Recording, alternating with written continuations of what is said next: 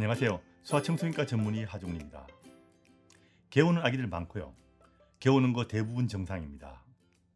물론 심하게 개운다면 소아과 진료를 받아서 아기에게 다른 이상이 없는지 확인하는 것이 제일 안전합니다. 그런데 개우는 아기 음식물이 기도로 넘어 들어갈까봐 엎어져오는 부모들이 간혹 있습니다. 자는 동안 개운 것이 기도를 막으면 위험할까봐, 그리고 입으로 흘러나오려고 엎어져 온다, 이렇게 생각하면 참 그럴듯해 보입니다.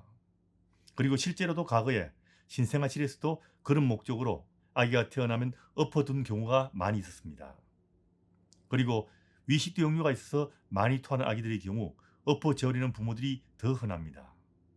그럼 개우는 아기나 위식도 역류가 있는 아기는 어떤 자세로 재우는 것이 가장 안전할까요? 결론부터 말씀드리면 개우는 아기는 물론 위식도가 있는 아기도 등대고 자는 것이 가장 안전하기 때문에 돌까지는 엎어 재우지 말고 등대고 재우는 것이 권장됩니다. 간혹 개운 것이나 토한 것이 입 밖으로 잘 나가게 하기 위해서 아기를 옆으로 눕혀 재우는 경우도 있는데 이 역시 권장되지 않습니다. 옆으로 재우는 것보다는 등대고 재우는 것이 더 안전합니다. 개워서 입안에 있는 것은 입을 통해서 앞으로도 나오지만 뒤로도 넘어가는데 위험한 것은 앞으로 나오는 것이 아니고요. 뒤로 넘어 들어가는 겁니다. 이것이 기도를 막을 수 있으니까 위험하다는 겁니다. 잘 이해가 안 되시죠? 이걸 이해하려면 이 상황에서 기도와 식도의 위치를 아는 것이 중요합니다. 사람의 몸 구조는 기도가 앞에 있고 식도가 뒤에 있는데 아이가 등대고 있으면 식도가 아래쪽으로 위치하게 되고 기도가 위쪽에 위치하게 됩니다. 개워서 위에서 식도를 거쳐서 입 안으로 올라온 모유나 분유나 음식들은 중력으로 아래에 고이게 되는데 등대고 있으면 기도보다 식도가 아래에 있으니까 이 기도로 음식이 잘 들어가지 않고 식도로 음식이 흘러 들어가서 위로 넘어가서 질식할 위험성이 확 줄어들게 되어서 더 안전한 겁니다. 쉽게 이야기해서 아래쪽에 있는 식도, 위쪽에 기도가 있는데 등대고 있으면 이 아래쪽의 식도를 통해서 위로 다시 돌아가기 때문에 안전하다는 이야기입니다.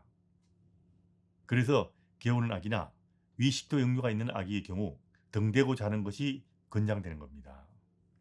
개우는 양이 많아서 위쪽에 위치한 기도로도 조금은 음식이 들어갈 수 있지만 이 경우는 개그 리플렉스라는 반사작용으로 기도에 흡입되는 것을 우리 몸이 막아줘서 등대고 자는 것이 더 안전합니다. 그래서 이제는 위식도와 역류가 있어도 엎어 재우거나 옆으로 재우는 것을 권장하지 않고 등대고 재우라고 권고하고 있는 겁니다. 이뿐 아니라 출생 직후 산부인과 신생아실에서 양수 배출을 위해서 옆으로 눕혀두는 것도 이제는 의학적으로 권장하지 않습니다. 미숙아도 마찬가지입니다. 물론 이분한 미숙아의 경우 의학적으로 꼭 필요한 경우가 있긴 합니다. 이런 경우가 아니라면 적어도 제태 32주 이후부터는 등대고 자는 것에 적응하는 것이 좋습니다. 쉽게 이야기해서 부모가 집에서 아기를 돌볼 때는 미숙아라도 등대고 자게 하라는 겁니다. 이때는 벌써 이미 어느 정도 컸기 때문에요. 간혹 잘 개운다고 머리 쪽을 높여서 재우는 부모도 있는데 이 역시 권장되는 방법은 아닙니다. 아기들이 자는 곳은 평평한 곳에 재우는 것이 기본입니다. 토한 아이도 마찬가지고요. 사정상 완전 수평이 아닌 곳에서 재울 수는 있지만 이 경우도 10도 이상 기울지 않게 하는 것이 원칙입니다. 위식도 역류의 경우에도 예전에 많이 하던 머리를 높여 재우는 것도 이제는 위식도 역류를 막는 데 별 효과가 없다는 것이 의학적으로 입증되어서 이제는 그렇게 머리를 높여 재우는 것도 권장되지 않습니다. 그래서 이렇게 등대고 재우는 것이 개우는 아기나 위식도가 역류가 있는 아기들에게 더 안전할 뿐 아니라 영아 돌연사를 예방하는 데도 중요하기 때문에 돌까지는 아기를 등대고 재우라고 하는 거고요. 옆으로도 재우지 말라고 하는 겁니다. 돌까지는 개우든 위식 역류가 심하든 등대고 재우는 것이 중요하다는 것 꼭 기억해 두시기 바랍니다.